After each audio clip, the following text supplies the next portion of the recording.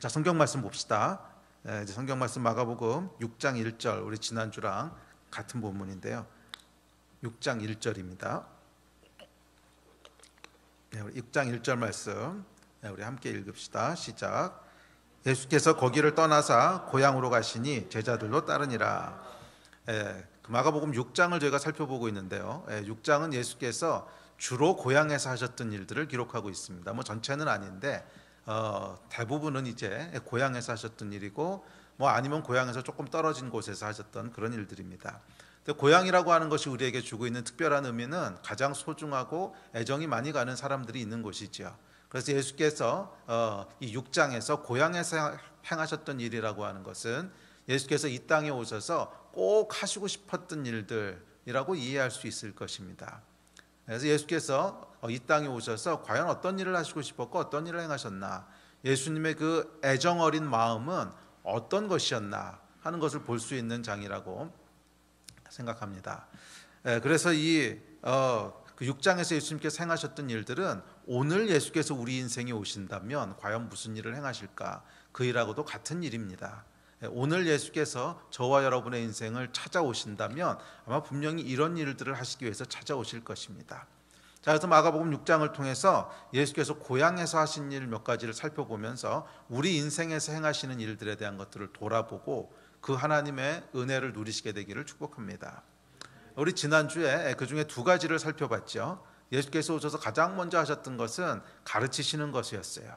진리를 알려주시기 위해서, 진리를 계시해 주시기 위해서 이 땅에 오셨습니다. 예수님께서는 창조주이십니다. 창조주께서 이 땅을 어떤 질서로 만드셨는지, 그래서 우리가 어떻게 살아가야 되는지, 또 어떻게 죄 가운데 있는지, 또 이 죄 문제를 어떻게 극복해야 되는지, 죽음 이후에는 어떻게 되는 것인지, 영원한 그 천국에 이르게 되는 구원은 어떤 것인지 가르쳐 주시기 위해서 오셨다는 거예요. 두 번째는 단순히 가르쳐 주시는 것에서 끝나는 것이 아니라 파송하기 위해서 오셨습니다. 우리를 그런 존재로 부르셨어요. 축복을 할 수 있는 존재로, 파송하는 존재로 우리를 부르셨습니다. 자, 두 가지 우리 지난주에 살펴봤고요. 오늘은 계속 이어서 세 가지를 더 살펴보면서 고향에서 행하시는 일들을 이제 마무리하려고 합니다. 이 세 가지는 결론부터 말씀드리면, 세 가지는 먹이시고 보호하시고 고치신 거예요. 6장 말씀을 쭉 읽어보시면 이제 이 세 가지가 순서대로 기록되어 있습니다. 먹이시고 보호하시고 치유하셨어요. 이 세 가지를 우리에게 행하시는 분이십니다. 자, 하나씩 살펴봅시다. 자, 세 번째 하신 일은 먹이시고 공급하신 일이었습니다. 6장 32절부터 44절인데요. 이 내용은 여러분들이 잘 아시는 오병이어의 기적입니다. 오병이어, 물고기 2마리와 떡 5개를 가지고 많은 사람들을 먹이신 오병이어의 사건입니다. 예수께서 고향에서 하신 세 번째 일은요, 먹이시고 공급하신 일이었어요. 우리의 필요들이 있는데 그 필요를 공급하시는 일을 하셨습니다. 맞아요. 예수님은 공급자이십니다. 우리의 모든 필요를 공급하시기를 원하시고 또 실제로 그렇게 하시는 분이십니다. 자, 35절에 보면 이 이야기가 이렇게 시작됩니다. 35절 같이 읽죠. 시작. 때가 저물어가매 제자들이 예수께 나와 여짜오되 이곳은 빈들이요 날도 저물어가니.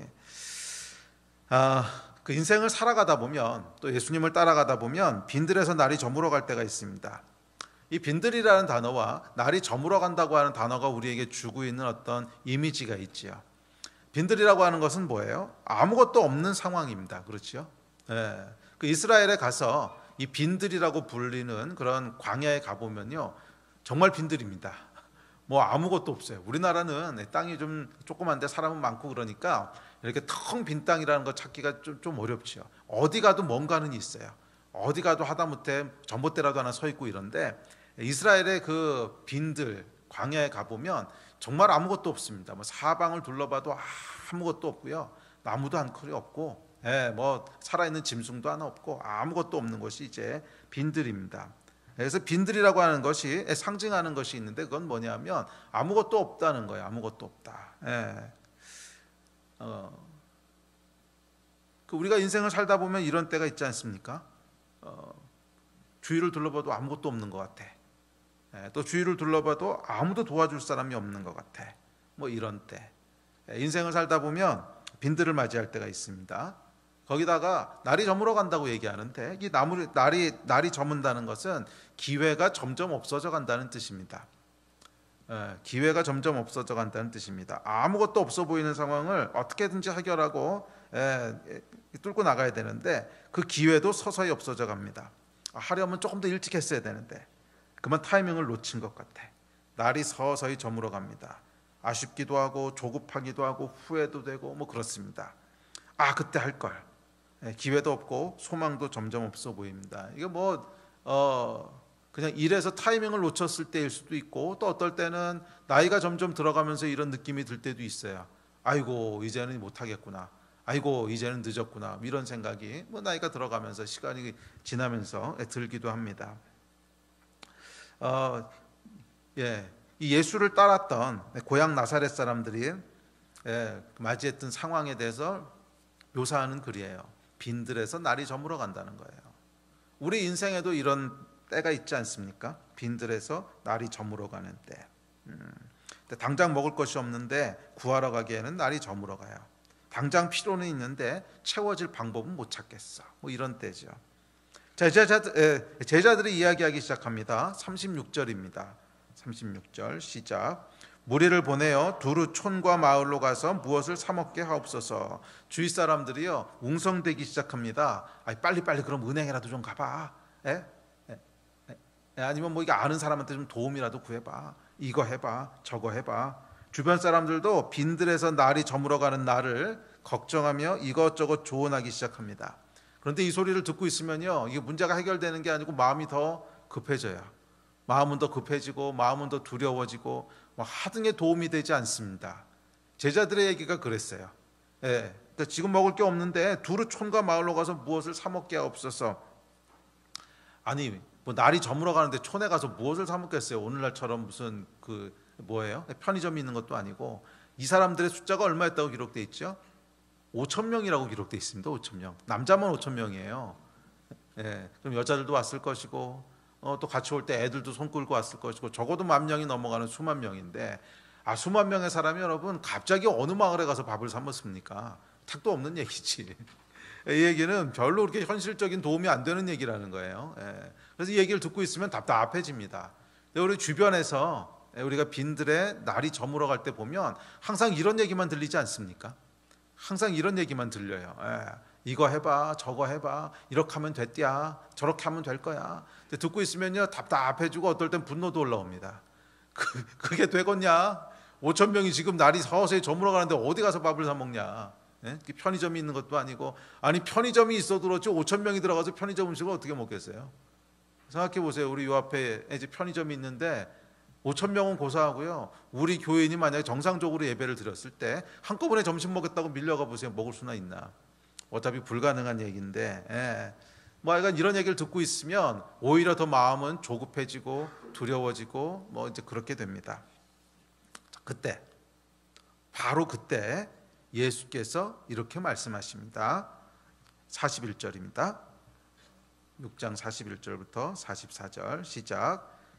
예수께서 떡 5개와 물고기 2마리를 가지사 하늘을 우러러 축사하시고 떡을 떼어 제자들에게 주어 사람들에게 나누어 주게 하시고 또 물고기 2마리도 모든 사람에게 나누심에 다 배불리 먹고 남은 떡 조각과 물고기를 12바구니에 차게 거두었으며 떡을 먹은 남자는 5,000명이었더라. 할렐루야. 예수께서요 5병이어 물고기 2마리와 떡 5개를 가지고 따르던 자들을 배불리 먹이셨다는 거예요. 무려 5,000명이나 되는 사람들을 배불리 먹이셨습니다. 맞아요 여러분. 예수께서 고향에서 행하셨던 세 번째 일은 배불리 먹이신 일입니다. 예수께서 오늘 나를 찾아오시면 무엇을 하실까요? 이 일을 저는 하신다고 믿습니다.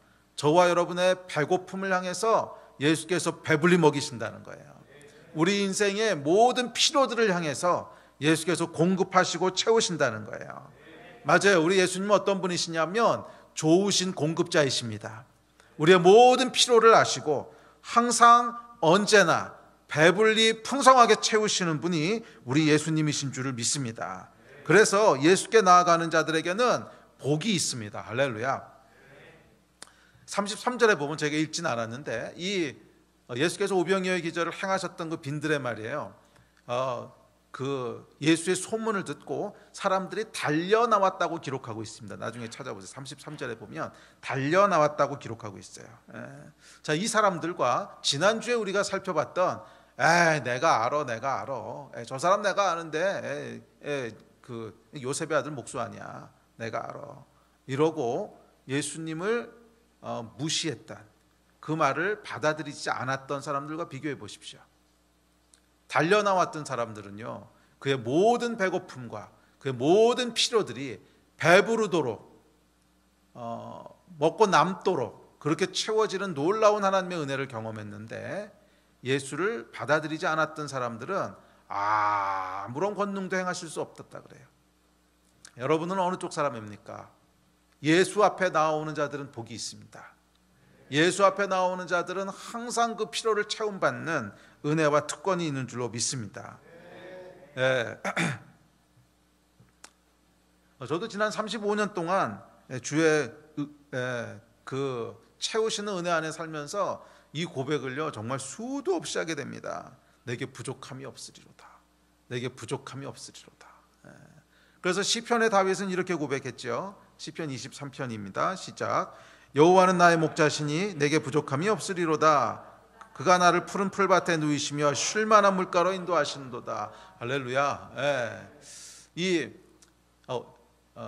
6장의 오병이어 사건을 이렇게 읽어보면요, 참 뭐 우연이라고 보기에는 재밌는 게 뭐냐면, 예수께서 이 사람들을요 푸른 풀밭 위에 앉히셨다고 나와요. 푸른 풀밭 위에. 시편 23편이 연상되는 장면 아닙니까? 배고픈 사람들을요 푸른 풀밭 위에 앉히시고 배불리 먹이셨다는 거예요. 그래서 내게 부족함이 없으리로다, 이 고백을 하게 된다는 거예요. 저와 여러분의 삶 가운데도 우리 하나님께서 배불리 채우셔서 부족함이 없는 인생들 되게 하실 줄 믿습니다. 언제? 예수 앞에 나올 때. 예수 앞에 나가신 여러분 되시길 축복합니다. 자, 42절에 보면 이들이 다 배불리 먹었다고 기록하는데 무려 남자만 5,000명이었습니다. 사람이 수만 명이었어요. 이 하나님이 하시는 일의 특징 중에 하나는 뭐냐면 인색하지 않으시다는 거예요. 부족하게 하시지 않는다는 거예요. 넉넉하게 하신다는 거예요. 다 배불리 먹게 하신다는 거예요. 그래서 이 하나님이 하시는 일 가운데 들어갔을 때는 서두르거나 조급해하거나 경쟁하거나 그럴 필요가 없어요. 넉넉하게 주신다는 거예요. 넉넉하게. 우리가 필요로 하는 것보다 더 많이 주신다는 거예요. 다 배불리 먹게 했다는 거예요. 이 하늘의 역사는 이런 것입니다. 남자만 5,000명, 수만 명이 되는 사람들인데 아무도 부족함이 없이 다 배불리 먹었다는 거예요. 이 하늘의 역사에는 말이에요, 여러분, 숫자라고 하는 것은 그냥 숫자일 뿐이에요. 숫자는 무의미합니다. 5,000명, 아니 수만 명 되는 사람들이 하늘로부터 채워지기 시작하는데 다 배불리 먹고요, 오히려 12바구니가 남았다는 거예요. 혹시 더 먹고 싶으면 더 먹으라는 거야. 혹시 더 먹고 싶으면 더 먹으라는 거야. 이 하늘의 역사를 경험하는 자들에겐 그래서 여러분, 이 믿음과 마음이 필요합니다. 인색하지 말아야 돼요. 아니, 인색하지 말아야 되는 게 아니라 인색할 필요가 없어요. 하늘의 것에 있어서는 여러분, 숫자는요 무의미합니다. 항상 하나님이 주시는 숫자는 뭐냐 하면 12바구니 남게야. 이게 하나님이 역사하시는 숫자예요. 사람이 몇 명이 모이든 5,000명이 모이든 5만 명이 모이든 50만 명이 모이든 항상 하나님의 숫자는 뭐냐면 12바구니 남게야. 사람의 숫자는 여러분, 물고기 2마리와 떡 5개야. 그러니까 이게 사람의 숫자거든. 물고기 5개와 물고기 2마리와 떡 5개야. 그럼 여러분, 사람의 숫자는요 몇 명을 먹일 수 있는지 계산을 합니다. 아이고, 이거 가지고는 한 명도 못 먹어. 조금 나눠 먹으면 2명 먹어. 계산을 한단 말이에요. 5,000명이나 되는 사람 앞에 턱도 없어. 그래서 인색해지고요, 경쟁을 하고요, 서둘러요. 그런데 하나님의 숫자는 전혀 달라요. 물고기가 몇 마리인지 떡 5개인지 뭐 아무 상관없어. 뭐 물고기 2마리, 떡 5개, 5,000명, 이 모든 숫자는요 그냥 아무 의미가 없어요. 하늘의 일이 행해질 때 보면 항상 숫자는 뭐냐면 배불리 먹고 12바구니 더. 이게 하나님의 숫자예요. 배불리 먹고 12바구니 더. 이게 하나님의 숫자예요. 그래서 여러분, 우리가 하나님 앞에 나아갈 땐 이 믿음이 있어야 돼요. 주의 일을 경험할 때는 이 믿음이 있어야 돼요. 그래서 제가 이 코로나 바이러스가 시작되면서 경제적으로 우리도 어렵고 또 힘들고 그런 위기 가운데 있지만 움켜쥐지 말자 그랬죠. 우리보다 더 어려운 사람들이 있으면 손을 펴서 흘려보내자. 근데 코로나 바이러스가 진행되면서 아마 조금 힘든 마음이 들 수도 있을 것 같아요. 경제적으로 다들 어려워지고 이게 앞으로 다음 분기에는 어떻게 되는 건가. 또 자영업 하시는 분들은 야, 이거 집세를 낼 수 있을까 없을까, 참 많은 고민과 어려움이 있을 텐데, 그럼에도 불구하고 우리가 그 마음에 사로잡히면 안 돼요. 그 마음에 사로잡혀 버리게 되면은요, 하늘의 일을 경험하지 못해요. 계속 매이게 돼요. 땅의 숫자에 매여 버리게 돼요. 여러분, 땅의 숫자들에 매이지 않는 훈련들을 하셔야 돼요. 땅의 숫자들에 매이지 않는 훈련들을 하셔야 돼요. 내 손에 보니까 물고기 2마리 있고 떡 5개 있어. 앞에 있는 사람들은 5,000명이야. 어떡하지? 이거에 매이는 훈련들을 하시면 안 돼요. 이거에 매이기 시작하면 하늘의 것들을 경험할 수가 없어요. 여러분, 오병이어가 어떻게 경험됐나 한번 생각해 보세요. 작은 아이가 아무 생각 없이 물고기 2마리하고 떡 5개를 드린 거예요. 여러분, 진짜 생각이 없는 거지. 사람이 5,000명, 아니요, 남자만 그랬으니까 10,000명 넘는 사람들이 있는데, 숫자를 좀 세보라고. 이게 가당키나 한 숫자야. 물고기 2마리하고 떡 5개로 뭘 어쩌자는 거야. 근데 언제 하나님의 역사를 경험했나 한번 잘 생각해 보세요. 이 사람의 숫자에 매이지 않았을 때 경험한 거잖아. 사람의 숫자에 매이지 않았다고. 그 물고기 2마리, 떡 5개, 5,000명. 아이고, 이건 계산이 안 나와. 이렇게 매이지 않았다는 거야. 이건 그냥 나 혼자 먹고 말아야지. 아이고, 여기까지 주고 나면 나는 이제 굶어야 되는데, 이거에 매이지 않았어요. 이 사람의 숫자에 매이지 않는 것이 여러분 참 중요하다고 하는 것을 기억하셔야 됩니다. 사람의 숫자에 매여버리면 이 하늘의 숫자를 경험할 수 없어. 사람의 숫자에 매여버리면 하늘의 숫자를 경험할 수가 없어. 그래서 비록 우리가 좀 힘들고 어렵고 좀 불가능해 보이는 상황 가운데 있을지라도 사람의 숫자에 매이지 마십시오. 사람의 숫자에 매이지 마시고 하늘의 숫자를 믿음으로 취하셔야 돼요. 하늘의 숫자는 사람의 숫자와 아무 상관없이 물고기가 몇 마리인지 떡이 몇 개인지 사람이 몇 명인지 그건 다 무의미하고, 하늘의 숫자는 항상 뭐냐면 배불리 먹고 12바구니 더. 이게 하늘의 숫자예요. 배불리 먹고 12바구니 더. 이 일을 하나님께서 저와 여러분에게도 행하실 거예요. 언제? 사람의 숫자를 초월해서 우리 손에 있는 오병이어를 하나님 앞에 드릴 때, 이 여러분 사람의 숫자를 초월한 거지. 이 마음과 이 태도가 있을 때 저와 여러분의 삶 가운데 하늘의 숫자들이 계속 풀어지기 시작할 줄 믿습니다. 배불리 먹고 12바구니 더. 불가능하다고 생각했던 일들이 이루어지기 시작할 거고요. 우리가 생각했던 것보다 훨씬 더 넉넉하게 일하시는 그런 하나님을 보게 될 줄 믿습니다. 아멘. 정말 아멘이고 믿으세요?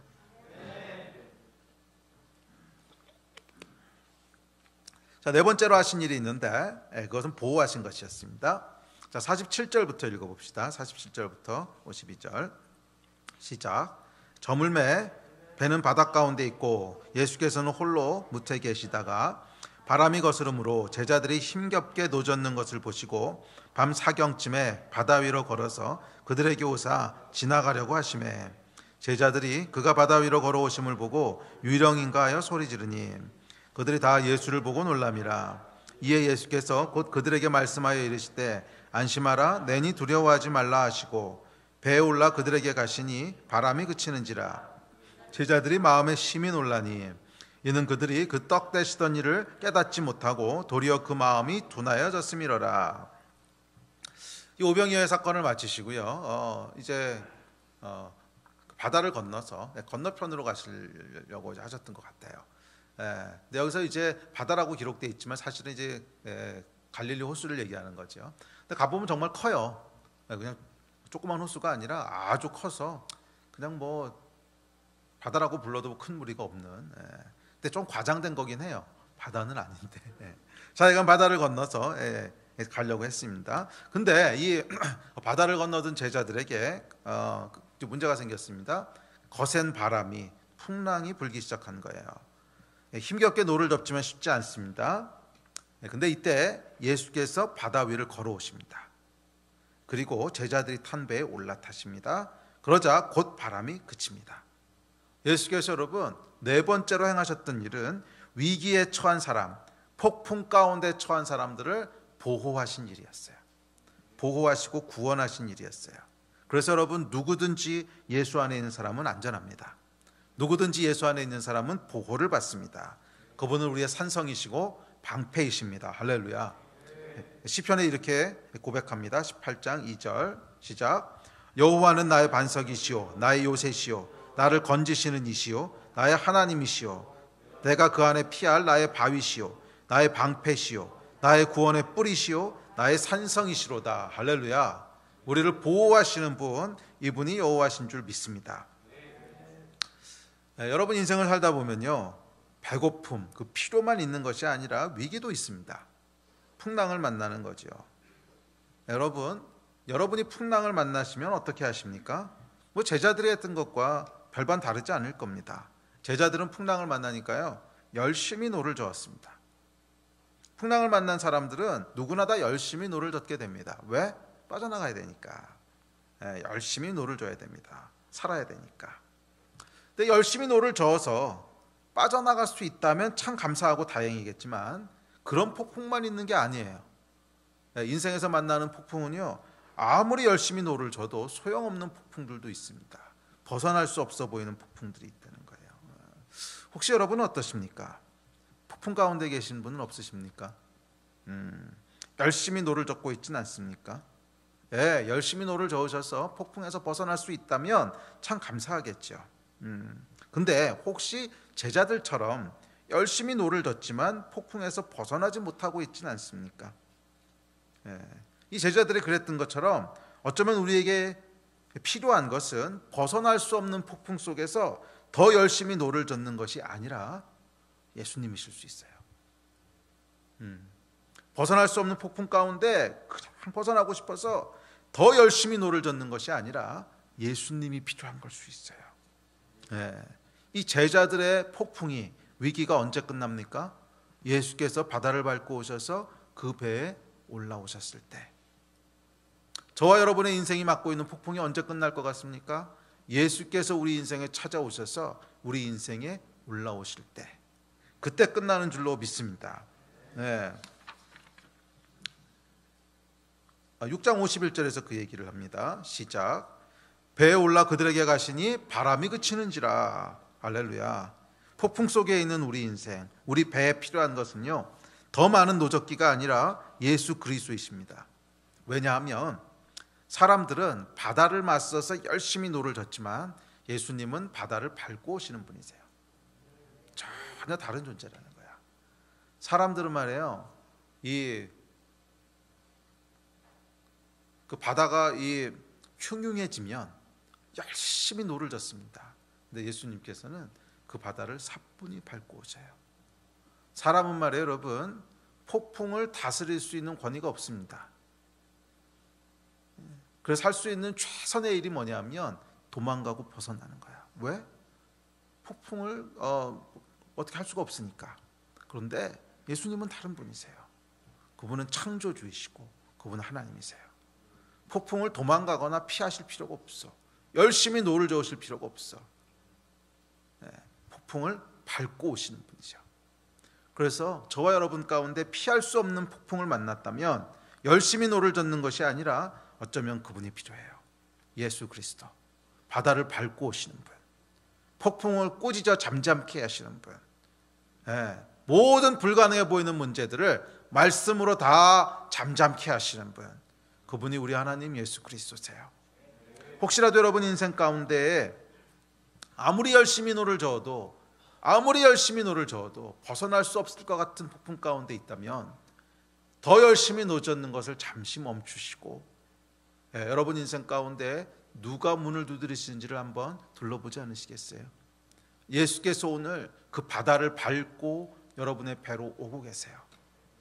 오늘 예수께서 바다를 밟고 여러분이 타고 있는 배로 오고 계세요. 그 예수께서 여러분의 인생에 들어오실 때, 예수께서 여러분 인생에 승선하실 때 그때 비로소 폭풍이 잠잠케 될 줄로 믿습니다. 이분은 누구시냐면 우리를 보호하심에 있어서 실패가 없으신 분이세요. 할렐루야. 실패가 없으신 분, 만물을 다스리시는 분, 바다를 밟고 오시는 분, 그분이 여러분 배에 올라오실 때 그것이 구원이고 그것이 우리 하나님께서 우리에게 베푸시는 보호하심인 줄 믿습니다. 그래서 여러분 성경을 보시면요, 하나님께서 당신의 백성들을 보호하시는 데 있어서 실패하신 적이 있으세요? 없어요. 한 번도 없어요. 다시 한번 묻습니다. 성경을 한번 찾아보시면 여러분, 하나님께서 당신의 백성을 보호하시려고 하는데 실패하신 적이 있으세요? 아니요, 한 번도 없으세요. 단언컨대 한 번도 없습니다. 예. 우리 하나님은 우리를 보호하심에 있어서 실패하신 적이 없으신 분이세요. 예. 적들이 둘러싼 한가운데서도, 적막한 사막 한가운데 있을 때도, 사울이 추격대를 보내서 생명이 위협을 받을 때도, 골리앗의 위협 앞에서도, 압살롬의 배신 속에서도, 폭풍이 있는 바다 한가운데서도, 하늘이 무너지고 땅이 물을 뿜어내는 대홍수 속에서도, 또 하나님의 백성을 몰살시키려는 하만의 계획 속에서도, 굶주린 사자들이 득실되는 사자굴에서도, 강한 쇠조타 다 녹여버리는 풀무불 속에서도 우리 하나님은 당신의 백성을 보호하심에 있어서 한 번도 실패하신 적이 없으세요. 우리 하나님은 당신의 백성을 보호하신 데 있어서 한 번도 실패한 적이 없으세요. 믿으십니까? 믿으셔야 됩니다. 믿으셔야 됩니다. 그분은 바다를 밟고 오시는 분이시기 때문에 그래요. 바다와 싸우시는 분이 아니라 바다를 밟고 오시는 분이시기 때문에 그래. 그 하나님께서 오늘 저와 여러분을 지키신다는 거예요. 그 하나님께서 오늘 저와 여러분을 보호하신다는 거예요. 네. 어떤 폭풍 가운데 계십니까? 뭐 여러 가지 폭풍 가운데 있을 겁니다. 정말 다니엘처럼 사자굴에 들어와 있다고 느끼는 분도 있으시고, 정말 풀무불 속이라고 느껴질 때도 있고, 어떨 때는 하만의 악한 계획이 이 나라와 이 민족을 다 죽이려고 하는 것처럼 느껴질 때도 있고, 수많은 위기 가운데 있을 수 있지만 우리 하나님께서는 당신의 백성을 보호하시는 데 있어서 한 번도 실패하신 적이 없으신 분이신 것을 믿습니다. 저희가 어떤 상황 가운데 처해 있든지 반드시 하나님께서는 당신의 백성을 보호하실 것이고, 그 보호하심은 실패하지 않으실 것입니다. 할렐루야. 예. 그래서 시편에 보면 시편 23편 이어지는 구절은 이렇게 고백합니다. 시작. 내가 사망의 음침한 골짜기로 다닐지라도 해를 두려워하지 않을 것은 주께서 나와 함께 하심이라. 주의 지팡이와 막대기가 나를 안위하시나이다. 주께서 내 원수의 목전에서 내게 상을 주시고 기름을 내 머리에 부으셨으니 내 잔이 넘치나이다. 내 평생에 선하심과 인자하심이 반드시 나를 따르리니 내가 여호와의 집에 영원히 살리로다. 할렐루야. 이게 우리 하나님이세요. 그래서 마가복음 6장은요 시편 23편을 쭉 실제 상황에서 일어나는 것으로 묘사하면서 기록하고 있는 거예요. 배불리 먹이시고 보호하시고 고치시는 하나님, 시편 23편의 선한 목자, 그분을요 제자들이 실제로 경험하는 내용들을 쭉 기록해 놓으므로 오늘 우리의 삶 가운데도 시편 23편의 하나님이 실질적이고 구체적이고 능력 있게 임하신다는 거예요. 경험된다는 거예요. 할렐루야. 자, 제자들이 탄배에 예수께서 오셨어요. 이제 그러자 51절에서 어떻게 됐다고요? 폭풍이 바로 멈췄습니다. 여러분, 이게 예수께서 일하시는 방식이에요. 예수께서 일하시는 방식의 특징이 하나 있는데 그건 뭐냐면 순식간에 반전을 일으키신다는 거예요.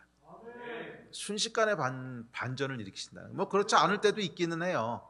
조금씩 점진적으로 일하실 때가 아주 없다는 건 아닌데, 그것보다 더 많은 경우에 있어서 순식간에 일하시더라고. 순식간에 일하시더라고. 뭐 찔끔 일하시다가 조금씩 보이다가, 아니요, 그렇지 않은 경우도 많다는 거예요. 한 번 하나님이 일하시기 시작하면요 호련히 반전이 일어납니다. 골리앗의 위협 앞에서도 호련히 반전이 일어나고, 다니엘이 사자굴에 들어갔을 때도 호련히 반전이 일어났고, 하만의 위협 속에서도 바로 직전까지도 하만은요 자기가 이긴 줄 알았어. 자기가 이긴 줄 알고 왕 앞에 들어갔다 나무에 달렸잖아. 정말 순식간에 호련히 반전이 일어나요. 절망적으로 보였고 소망도 없는, 징조도 없는 그런 상황 속에서조차 하나님께서 일하시기 시작하면 순식간에 반전이 일어나는 줄 믿습니다. 하만이 오히려 나무에 달렸습니다. 불임의 반전. 할렐루야. 예. 이게 하나님이 일하시는 방식이에요. 우리 삶 가운데 보면 많은 위기들이 있고요. 그래서 많은 불안함, 두려움, 걱정들이 있습니다. 나라를 위해서 걱정하기도 하고, 교회를 위해서 걱정하기도 하고, 또 코로나 때문에 마음이 상하기도 하고. 그런데 여러분, 믿읍시다. 믿으셔야 돼요. 불임의 반전이 있을 거라는 거예요. 호련히 하만이 나무에 달리게 되는 불임의 반전이 있으실 거라는 거야. 이 하나님이 우리 하나님이세요. 반전의 하나님. 할렐루야. 혹시 아직 폭풍 가운데 계십니까? 혹시 어떤 일 때문에 마음 가운데 복김이 있고 두려움이 있습니까? 너무 염려하지 마십시오. 하나님께서 일하시기 시작하면, 하나님께서 여러분의 배에 오르시기만 하면 순식간에 불임의 반전을 이루실 줄 믿습니다. 아멘. 자, 이어지는 51절 52절입니다. 시작.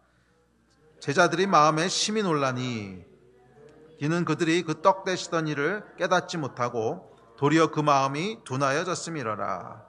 제자들의 마음이 둔하여졌대요. 근데 여러분, 이 말씀을 읽다 보면 흥미로운 사실 하나 보게 되는데, 이게 처음 있는 일이 아니었다는 거예요. 저희가 마가복음 강의하면서 살펴봤지만 4장에 보면 똑같은 일이 있었어요. 4장에서도 폭풍 가운데 있었는데 그때는 예수님께서 배 안에 아예 처음부터 함께 계셨지. 그리고 또 어떻게 하셨어요? 주무시고 계셨는데 그 예수님께서 깨나시자 바로 폭풍을 꾸짖어 잠잠케 하셨어요. 처음 있는 일이 아니거든. 오케이, 그건 오래돼서 잊어버렸다고 하자.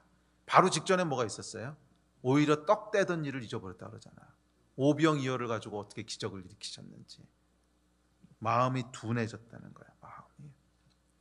네, 여러분, 사실 이게 우리 모습 아닙니까? 지나온 길들을 쭉 한번 돌아보십시오. 얼마나 하나님께서 우리를 신실하게 지키시고 구원하셨습니까? 얼마나 신실하게 지키시고 구원하셨어요? 네? 우리를 보호하심에 있어서 실패하신 적 없으시잖아. 항상 배불리 먹이셨고, 항상 필요한 거 주셨고, 항상 안전하게 보호하셨잖아. 그런데 우리의 마음이요, 너무 쉽게 잊어버려. 너무 쉽게 둔감해져. 네. 그게 여러분 인간의 연약한 마음이야. 그래서 우리는 어쩌면 다음에 폭풍이 오면 또 두려워서 호들갑 떨지도 몰라요. 다음에 폭풍이 오면 또 우리는 열심히 노를 저을지 몰라요. 근데 거기에 대해서 예수님께 이렇게 말씀하세요. 그 마음이 둔하여졌습니다. 마음이 둔하여지지 말란 뜻이지. 여러분, 다음에 폭풍이 올 때는요, 두려워하지 마십시오. 다음에 폭풍이 올 때는 더 열심히 노를 저려고 하지도 마십시오. 그냥 져서 빠져나갈 수 있으면 좋은데 그것만 의존하지 마세요. 그리고 예수께서 무슨 일을 행하시는 분이신가를 기억하십시오. 내 삶에 어떤 일을 행하셨는지를 기억하십시오. 그분은 우리를 구원하시는 구원의 하나님이시고 실패를 모르시는 분이십니다. 아멘. 자, 마지막 5번째입니다. 고향에서 행하신 마지막 5번째 일은 병자들을 고치시고 치유하신 일입니다. 이건 엄밀하게 얘기하면 고향은 아니에요. 건너가서 하신 거니까. 근데 약간 그 사람들에게 행하신 5번째 일인데 55절 56절에 보면 이렇게 기록합니다. 시작. 그 온 지방으로 달려 돌아다니며 예수께서 어디 계시다는 말을 듣는 대로 병든 자를 침상째로 메고 나오니 아무데나 예수께서 들어가시는 지방이나 도시나 마을에서 병자를 시장에 두고 예수께 그의 옷가에라도 손을 대게 하시기를 간구하니 손은 대는 자는 다 성함을 얻으리라. 이 예수께서 마지막 5번째 행하셨던 일은 고치시고 치유하시는 일이었어요. 그래서 예수께서 계신 곳에는 늘 병자들이 득실거렸습니다. 우리 예배팀 앞으로 나오세요. 늘 병자들이 득실거렸습니다. 인간의 절망이 선 곳, 거기에 예수께서 계셨어요. 인간의 절망이 누운 곳, 거기에 예수가 계셨어요. 예수께서는 의인들이 모인 곳에 계시지 않으셨어요. 긍휼이 필요한 곳, 자비가 필요한 곳, 인간의 절망과 고통이 있는 곳, 거기에 예수께서 계셨습니다. 그리고 그 예수께서 오늘 저와 여러분의 병든 몸과 마음도 고치시기 위해서 함께 계세요. 예수께서 저와 여러분도 고치시기 위해서 함께 계세요. 할렐루야. 자, 그런데 이 치유에 대한 건 나중에 기회가 있으면 조금 더 길게 살펴봅시다. 오늘 말씀을 마무리하려고 하는데, 그런데 마가복음 6장을 보면 이제 흥미로운 사실을 발견하게 됩니다. 예수께서 행하시는 일이요, 치유하실 때도 그렇고, 이제 오병이어로 먹이실 때도 그렇고, 파송하실 때도 그렇고, 예수님의 사역을 보면 이원화되어 있는 것을 보게 됩니다. 투 트랙으로 일하세요. 1번은 뭐냐면 죄인들, 병든 자들, 보호가 필요하고 먹을 것이 필요하고 소외된 자들, 그 사람들을 돌보시고 고치시고 치유하신 거예요. 그게 1번이야. 그런데 이게 전부가 아니었어요. 2번이 있으셨어요. 2번은 뭐냐면 제자들과 함께 시간을 보내시고 그들을 가르치시고 훈련하시고 그들에게도 똑같은 일을 하도록 보내신 거였어요. 파송하신 거. 1번으로 예수님을 만나는 것도 참 귀합니다. 나의 모든 필요를 채워주시고 내 병을 고쳐주시고 나를 회복시키시고 감사하지요. 너무 귀하지요. 1번으로 예수를 만나는 것도 참 귀하고 감사하지만 저는 개인적으로 1번도 감사하지만 2번으로 예수님 만나고 싶어요. 근데 여러분 어떠십니까? 1번으로 예수님 만나는 거 귀한 일이고요. 그 일 행하시려 예수께서 여러분 인생에 찾아오실 겁니다. 우리를 먹이시고 보고 가시고 치유하시고. 그런데 성경에 보면 말이에요, 이렇게 1번으로 예수님을 만났던 사람의 대부분이 결국 2번으로 예수님을 따라가게 되는 거 아십니까? 결국 2번으로 예수님을 더 깊게 만나게 돼요. 단순히 나를 먹이시고 고치시고 치유하시는 그 예수님과의 관계를 뛰어넘어서 예수님과 더 깊은 동행으로 들어가고 예수님이 하신 일을 함께하는 동역자가 되고, 그래서 예수님과 하나가 돼서 걸어가는 이 의미 있는 일. 저는 말이에요, 정말 개인적으로 1번으로 예수님 경험하는 것도 너무 좋지만 2번으로 경험하는 게 더 기대가 되고 흥분됩니다. 여러분은 어떠세요? 1번으로 예수님을 만나셨습니까? 그렇다면 분명히 여러분 안에 은혜가 있고 감격이 있지 않으세요? 와, 나를 보호하시고 먹이시고 입히시는 하나님, 할렐루야. 그렇다면 이제 2번으로 예수님을 만나시기를 주의 이름으로 축복하고 도전합니다. 단순히 나에게 무엇인가를 해주시는 분, 그것을 뛰어넘어서 그분과 동역하는, 그분과 동역하는. 그래서 요한복음에 보면 이렇게 얘기하잖아요. 예수께서 예언하셨던 말씀입니다. 시작. 내가 진실로 진실로 너희에게 이르노니 나를 믿는 자는 내가 하는 일을 그도 할 것이요 또한 그보다 큰 일도 하리니. 이게 사실은 예수 그리스도의 마음의 깊은 곳에 있었던 열망이라는 거예요. 이 땅에 오면 내가 이거 꼭 해야지 하셨던 일은 앞에 5가지일 뿐만이 아니라 그 5가지 일의 모든 구석구석마다 예수와 함께 동역했던 제자들이 있었고 오병이어를 드렸던 아이가 있었듯이 누군가 예수님 앞에 나와서 단순히 배불림을 받고 단순히 보호하심을 받고 단순히 치유함을 받는 것을 뛰어넘어서 예수님, 당신이 하는 일을 저도 동행하면서 함께 하고 싶은데요, 이랬던 사람들이 있었어요. 그리고 요한복음에 방금 읽으셨던 말씀을 보면 예수님 마음 깊은 곳에 있었던 소원 중에 하나는, 예수께서 우리 인생에 찾아오시는 큰 목적 중에 하나는 단순히 배불리 먹고 보호함을 받고 치유를 받는 것으로 그치는 것이 아니라 거기서 한 걸음 더 나아가서 예수 그리스도와 함께 동역하는, 그분이 하셨던 일을 나도 따라가면서 하고 그분이 느끼셨던 것을 나도 함께 느끼고 그분이 기뻐하시는 것을 나도 함께 기뻐하고 그분이 고통받으신 것을 나도 함께 고통받는, 그래서 누구든지 나를 따르려거든 날마다 자기 십자가를 지고 나를 좇을 것이니라. 왜? 그게 예수님이 제일 하고 싶었던 일이거든. 우리에게 가장 주고 싶었던 일이거든. 코로나 바이러스가 참 힘든 때입니다.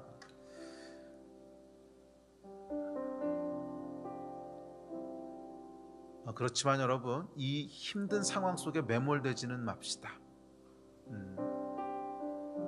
이 상황 가운데서 예수께서 우리를 구원하실 거예요. 전 믿습니다. 그러나 저와 여러분에게 하나님께서 정말 더 하시고 싶으신 일은 단순히 이 가운데서 구원받는 것을 뛰어넘어서 이 상황 가운데 예수님이라면 어떻게 하셨을까? 이 상황 가운데 예수님이라면 어떤 마음으로 사람들을 대하셨을까? 그 마음을 가지고 오병이어를 들고 하나님 앞에 나오는 사람들을 원하시는 거 아니겠습니까? 그렇게 하나님 앞에 나오셨을 때 이들이 놀라운 하나님의 기적을 경험했듯이 그 동일한 제자들의 이야기가 저와 여러분의 삶에 오늘도 재현될 수 있다고 믿습니다. 그 영광된 유업들을 취하시는 그런 여러분이 되시기를 주의 이름으로 축복합니다. 우리 같이 좀 기도합시다. 우리 이곳에 계신 분들은 좀 자리에서 일어나셔서 함께 기도하고 예배합시다. 오늘 말씀 기억하시면서 우리 삶 가운데 하나님이 행하시는 일들을 좀 신뢰합시다. 혹시 빈들에서 날이 저물어가는 배고픔 가운데 있으신 분이시라면 사람의 숫자들에 너무 매이지 마시고 믿음으로 기도하십시오. 사람의 숫자 때문에 자꾸 움켜쥐려고 하지 말고 오병이어의 어린아이가 좀 돼보시지 않겠습니까? 하늘의 숫자를 한번 신뢰해보지 않으시겠습니까? 그것이 여러분 1번으로 예수님을 만나는 것을 넘어서 2번으로 예수님을 만나는 시작이 될 수 있어요. 내 안에 있는 것을 이렇게 움켜쥐고 있던 것들을, 세상의 숫자 때문에 무서워서 움켜쥐고 있던 것들을, 아니요 예수님 여기 있습니다. 우리 이거 정말 별거 안 되지만 다 같이 이 위기에서 벗어날 수 있는 일이라면 이걸 하나님 써주십시오. 이 오병이어의 아이가 1번에서 2번으로 넘어가는 놀라운 기적 가운데 섰듯이 여러분도 그 믿음으로 좀 기도해보지 않으시겠습니까? 그 믿음으로 좀 기도해보지 않으시겠습니까?